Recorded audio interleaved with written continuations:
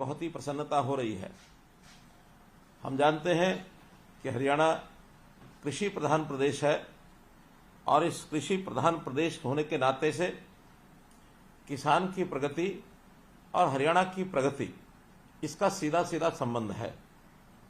हम ये मानते हैं कि हरियाणा की कृषि को एक ठीक रास्ता दिखाने के लिए, किसानों को अपनी प्रगति के लिए आपका बहुत बड़ा योगदान है।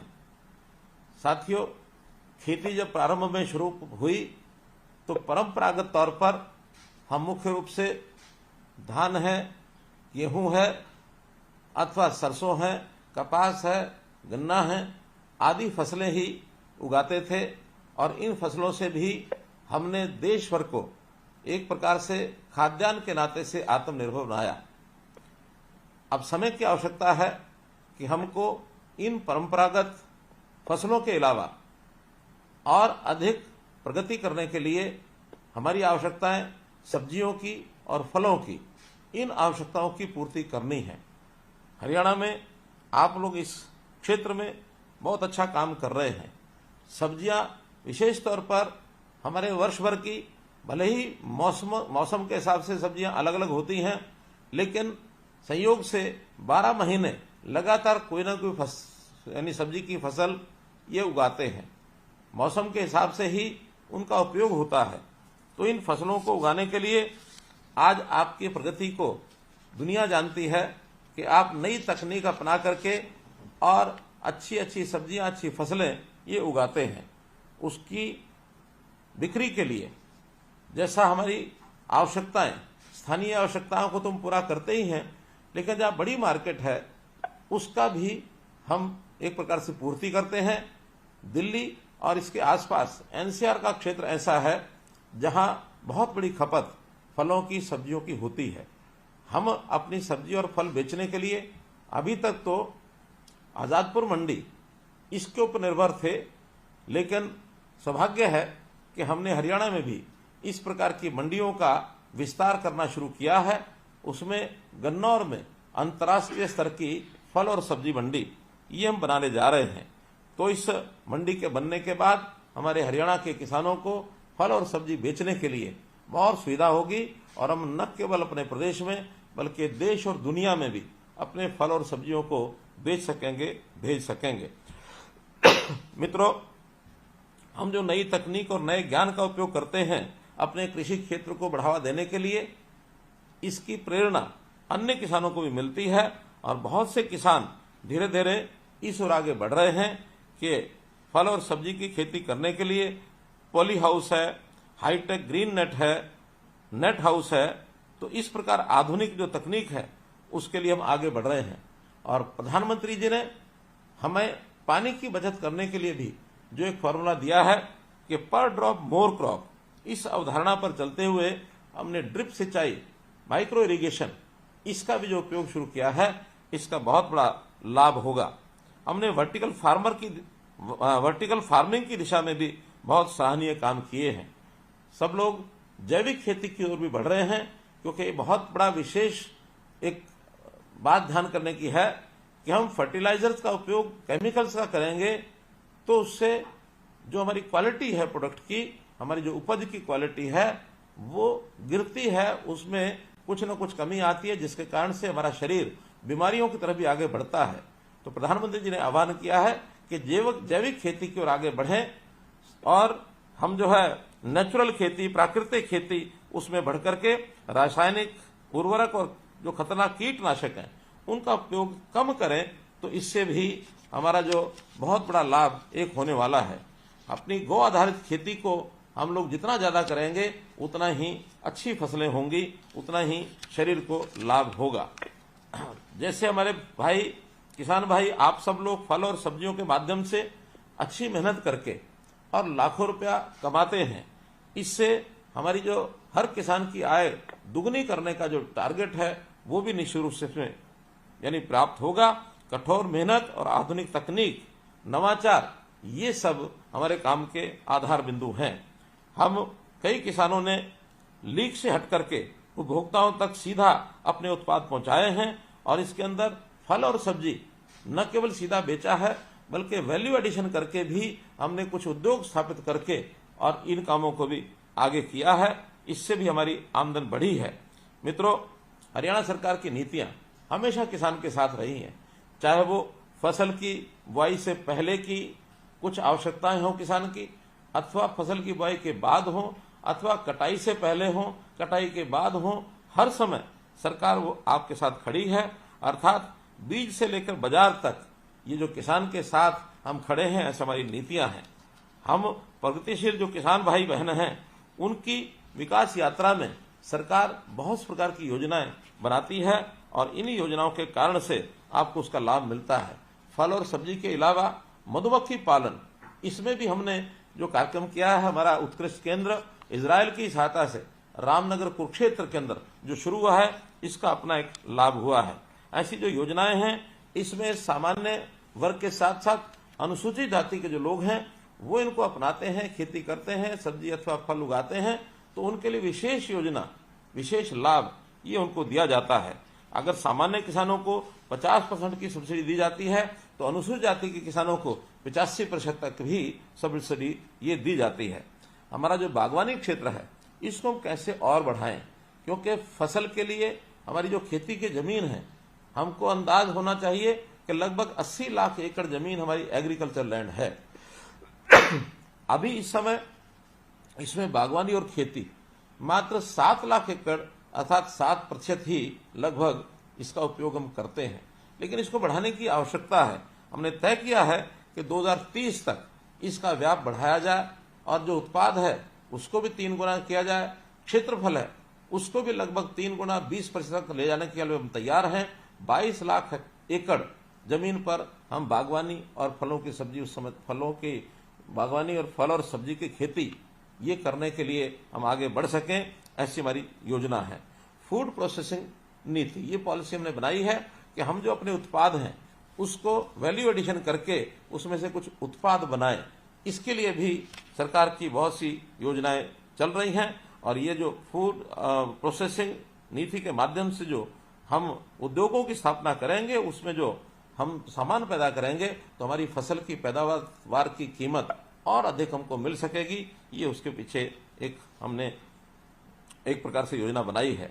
हमारे जो क्रॉप क्लस्टर डेवलपमेंट प्रोग्राम है, जो फसल समूह विकास कार्यक्रम के अंतर्गत, ये भी हरियाणा में 1763 गांव में 393 बागवानी फल समूह इनकी पहचान की गई है। हम एफपीओज अर्थात फार्मर्स प्रोड्यूसर ऑर्गेनाइजेशन ये भी बना रहे हैं। 1000 एफपीओज बनाने का हमारा लक्ष्य है, जिसमें से लगभग 700 के आसपास एफपीओज ये बनाए जा चुके हैं। प्रत्येक एफपीओ में 300 किसान ये सदस्य होते हैं। तो ये भी हमारी योजना रहेगी कि हम लोग जो अपना अपना एफपीओ बनाया है, अच्छी बात है, जिन्होंने अपना एफपीओ भी नहीं बनाया है वो भी अपने आसपास के किसानों को इसमें शामिल करें और सभी की आय बढ़े। ये एक परोपकारी काम भी हमको आगे बढ़ करके करना चाहिए। हम सीधे प्रत्येक क्लस्टर में जो बनाए गए हैं उसके अंदर आपूर्ति श्रृंखला अर्थात सप्लाई चेन और इसी प्रकार से बागवानी उपज के लिए मार्केटिंग और किसान को सीधे बाजार से जोड़ने के लिए इंटीग्रेटेड पैक हाउस ये भी स्थापित किए जा रहे हैं। इस पर भी हमने 33 परियोजनाओं पर 94 करोड़ रुपए लगा करके इसको पूरा कर लिया है। लगभग 116 करोड़ लागत की अन्य 44 परियोजनाएं ये अब स्थापित की जा रही हैं, जो वर्ष के अंत तक ये पूरी हो जाएंगी। बहुत से हमारे फल हैं, जैसे आम है, अमरूद है, बेर है, चीकू, लीची, आंवला, नाशपाती, आड़ू, आलू बुखारा, केला, पपीता, सिट्रस फल, अंगूर, अंजीर व स्ट्रॉबेरी के बाग लगाने के लिए प्रति एकड़ लागत का 50% हम देते हैं। अनुसूचित जाति के लोगों के लिए ये प्रतिशत जो है 85% तक हम करते हैं। इसी प्रकार सब्जियों की खेती के लिए भी हमने एकीकृत मॉडल ये जो बनाया है, इस पर भी हम ये सब्सिडी देते हैं। मशरूम की खेती के लिए भी 40% से लेकर के 85% तक सब्सिडी दी जाती है। मशरूम की नई प्रजातियां जैसे मिल्की मशरूम, आयस्टर, मशरूम ढिंगरी व शिटाके की खेती को बढ़ावा देने के लिए एक नई योजना ये भी हमने तैयार की है। जहां तक poly house, high tech green house, walk in tunnel, anti insect net house, poly net house, cable प्रलीन नेट हाउस, ये जो सामान्य वर्ग के लिए 50% और अनुसूचित जाति के लिए 85% का अनुदान दिया जाता है। ये सब ऐसी तकनीक है जो आज फल और सब्जी के उत्पादन में बहुत ही सहायक सिद्ध हो रही है। गुणवत्तापूर्वक सब्जी पौध, क्योंकि पौध भी अपने आप में बहुत बड़ी आवश्यकता होती है किसान की, तो उसको ऐसी जो सब्जी की पौध अच्छी अगर मिलती है तो उसको अपने किसान अच्छी प्रोडक्शन के लिए उपयोग कर सकते हैं। उच्च तकनीक वाले जो ग्रीन हाउस हैं उसके अंदर ये पौध, मिट्टी रहित पौध, ये वहां उत्पादन कराया जाता है। मीडिया यानी मिट्टी रहित पौध को शिमला मिर्च, ककड़ी, टमाटर, खरबूजा और बैंगन, ये पौध बहुत सफलतापूर्वक बनाई गई है। जो हमारे किसानों के एक्सीलेंस सेंटर्स हैं उसमें Gharaunda, high tech green house Gurugram और रोहतक, गुरुग्राम और रोहतक दोनों जगह, ऐसे ही जो फ्रूट्स का हमारा एक्सीलेंस सेंटर है मांगियाना सिरसा और इंटीग्रेटेड बागवानी विकास केंद्र पलवल और सुंदरा, इसमें बुकिंग करके और हम पौध जो है वो सप्लाई करते हैं। अभी हमने 2022-23 यानी पिछले वर्ष में ये जितनी भी स्कीमें हैं इसके अंदर लगभग 25,000 लाभग्राही, इनको 166 करोड़ रुपए की ये सब्सिडी दी है, जिसके अंदर poly house vertical farming, Bombay stacking vertical farming, fruit area, mushroom unit medium cost, mushroom unit low cost, cold storage, water tank, ऐसी जितनी योजनाएं हैं इन योजनाओं में 2022-23 के अंदर हमने लगभग 166 करोड़ रुपए की सहायता ये किसानों को दी है। इजराइल और हरियाणा, इसको मैं जरूर उल्लेख करना चाहूंगा क्योंकि हमारा जैसे हरियाणा की भूमि और जलवायु है, ऐसे ही इजराइल की भूमि और जलवायु ये भी लगभग समान है। तो समान एक प्रकार से सब पैरामीटर्स होने के नाते से हमको ऐसे देश के साथ जो इन चीजों में बहुत प्रगति कर चुका है उसके साथ ही हमें कोई अपने समझौते करके उनके तकनीक का उपयोग करना होगा। तो हमने इजराइल की सहायता से बहुत से ऐसे कार्यक्रम चलाए हैं जिसका हमको लाभ हो रहा है, चाहे वो फलों में, सब्जियों में, फूलों की खेती, मधुमक्खी पालन, ये सब इजराइल की टेक्नोलॉजी से हम आगे बढ़ा रहे हैं। हमारे 14 ऐसे उत्कृष्ट केंद्र अर्थात एक्सीलेंस सेंटर्स, ये सब एक प्रकार की नई टेक्नोलॉजी बढ़ावा देने के लिए प्रदेश में स्थापित किए गए हैं। अगले इस वर्ष में, करंट ईयर में 2023-24 में राज्य में 3 और नए एक्सीलेंस सेंटर्स ये भी स्थापित होने जा रहे हैं। इसमें पंचकुला में पोस्ट हार्वेस्टिंग मैनेजमेंट, प्याज के लिए पिनंगवा नूह और फूलों के लिए मुनीपुर झज्जर, यहाँ 3 स्थानों पर भी एक्सीलेंस सेंटर ये बनाए जा रहे हैं। अंजनथली में हमने विशेष इस बार विश्वविद्यालय की स्थापना करने का निर्णय लिया है, अर्थात करनाल जिला अंजनथली, जिसमें बागवानी विश्वविद्यालय होगा। तो उस बागवानी विश्वविद्यालय के बनने के बाद हमको सब्जियां और फल इसके लिए आगे बढ़ने के लिए बहुत अच्छा एक अवसर ये मिलने वाला है। इसी प्रकार जो केंद्र हमारा शहद यानी प्रोसेसिंग का है रामनगर में, वहां ग्रेडिंग, पैकिंग, ब्रांडिंग ये सुविधा सब उपलब्ध है। अर्थात हम शहद की गुणवत्ता की जांच के लिए जो प्रयोगशाला बनाई गई है उसका उपयोग कर सकते हैं और इसके लिए मधुमक्खी पालक अपना शहद और शहद के उत्पादों को अच्छा अपनी इच्छा अनुसार देश विदेश में भेजने के लिए भी उनको एक अवसर मिलेगा। हम साथ साथ इस केंद्र पर शहद की मूल्य वृद्धि के लिए शहद से बने हुए उत्पाद जैसे शहद मिल्क, शहद आइसक्रीम, शहद बिस्कुट व शहद की टॉफियां, इसको बनाने के लिए भी प्रशिक्षण देने का एक केंद्र हमने बनाया है ताकि वो प्रशिक्षण लेकर के और हमारे नौजवान स्टार्टअप्स के माध्यम से हम मार्केटिंग के लिए ऐसी सब चीजों को उपलब्ध करा सकें और वो अपना रोजगार प्राप्त कर सकें। मित्रों, मैं अनुरोध करता हूं कि मधुमक्खी पालन समूह इसका हम गठन करें और ये समूह विशेष तौर पर शहद और उनके उत्पादों को विदेश में ये निर्यात कर पाएंगे। हम अपने उत्पादन का, कृषि उत्पादों का जितना एक्सपोर्ट अधिक करेंगे उतना हमारे प्रदेश की आर्थिक अच्छी होगी, देश को भी एक प्रकार से फॉरेन एक्सचेंज इस रूप में बहुत बड़ा लाभ होगा। हमारी वर्कफोर्स, हमारे जो युवा, उनके काम की कीमत ये और बढ़ेगी और उनको कभी कभी जैसे एक्सपोर्ट बढ़ाएंगे तो विदेश में जाने के अवसर भी उनके खुलते हैं।